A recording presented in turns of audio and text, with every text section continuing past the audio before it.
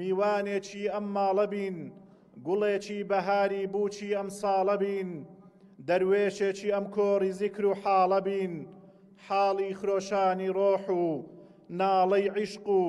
نەشئەی دیداری سەروەر و مەیل و نیازی سەفەر و کۆچ لە هەواری نادانی، حاڵی ئاوابوونی خۆری ئێوارەیەکی تەمەن و هەڵاتنی سپێدەیەکی بەیانی، حاڵی مناجاتی شەو و گریانی سەرقەواڵەی تەوبەی نسوح و پەشیمانی. سەرەتا بە ناوی خوای گەورە و میهرەبان،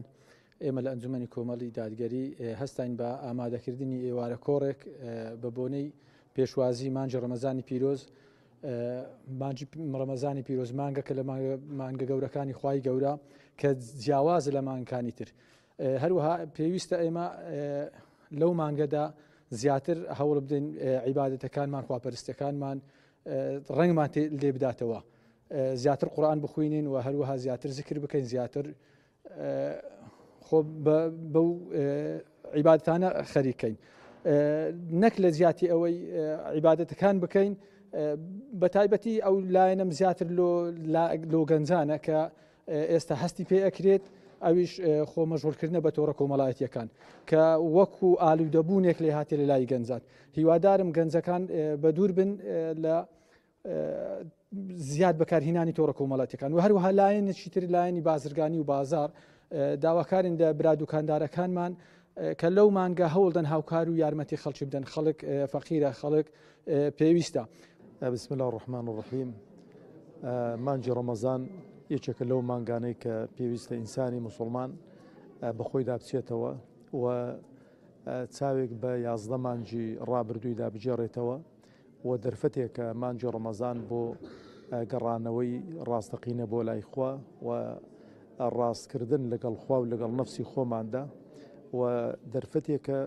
بۆ ئەوانەی کە کەمتەرخەم بوون و دەرفەتێکی بۆ ئەوانەی کە مسابقە دەکەن لە چاکە و چاکەکاری. خوازیارم خوای پەروەردگار بمانگەێنێتە مانجی ڕەمەزان و تەوفیقمان بدا بۆ کاری چاک و کاری چاکتر و باشتر و خوازیاریشم خوای پەروەردگار مسلمانان لەسەر تا سەری زەوی سەر بخاتن و عاقبەت خێرمان بکە، سەربەرز و سەرفرازی دنیا و قیامەتمان بکە ئینشاءالله. وەرن با لەم خەستەخانە گەڕۆکەی ڕەمەزانە لە ناو ژووری بوژانەوەی ڕۆحەکانە تەدارەکی ڕۆحمان بکەین،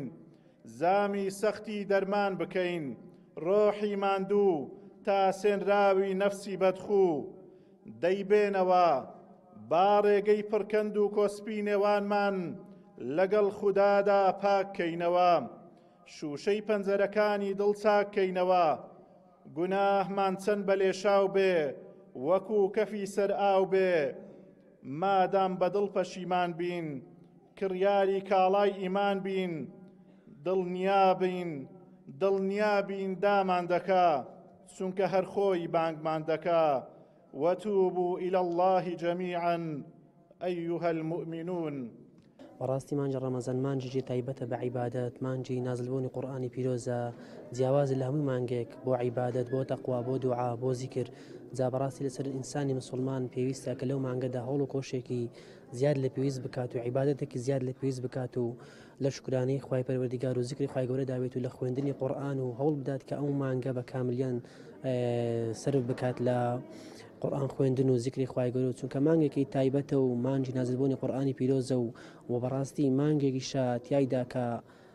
لە بابەتی کردنی عیبادەت و خوێندنی قورئانی پیرۆزدا مانگێکە زۆر تایبەتە. جا بەڕاستی پێویستە لەسەرمان کە هەوڵ بدەین لەو مانگەدا بتوانین کاتەکانمان تەرخان بکەین بۆ خوێندنی قورئانی پیرۆز و زیکری خوای گەورە